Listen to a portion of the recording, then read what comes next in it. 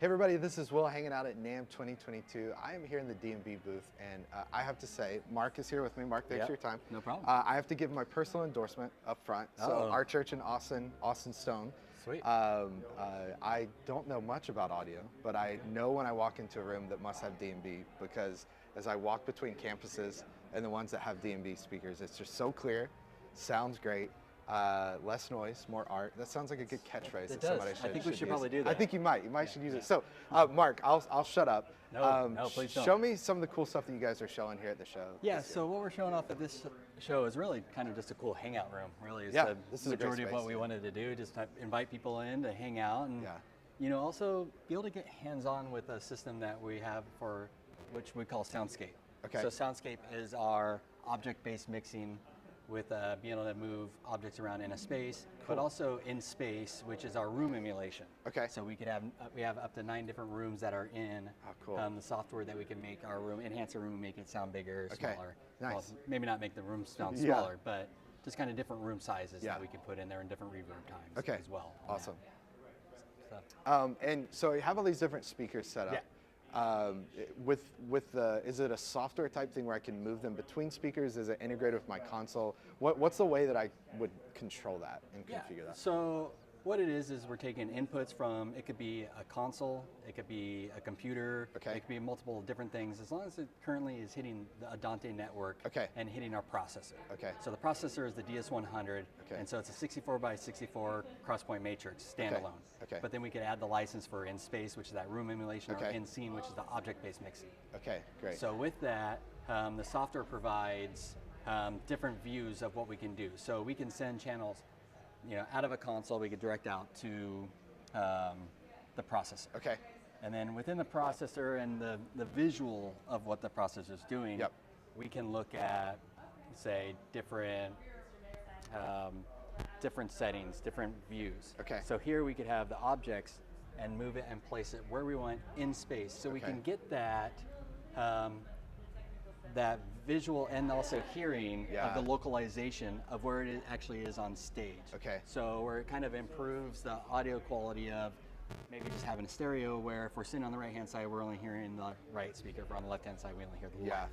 But here we're able to kind of place objects and have a certain amount of speakers across the front and be able to kind of pinpoint where that source is actually coming That's awesome. from. That's great. So, and I mean, I know the answer to this question because I'm staying in a room where you have this all set up, but how much do you think, with Apple doing spatial audio, how much do you think that this sort of setup is going to become the norm in the future for live performance venues? It's hard to say, but I think it's really, obviously, because education is the thing of bringing it. Why do people do this? Like a lot of things like, oh, it's more reason to sell speakers, or it's more reason to do this or that. But really, it goes into like the creative mindset now.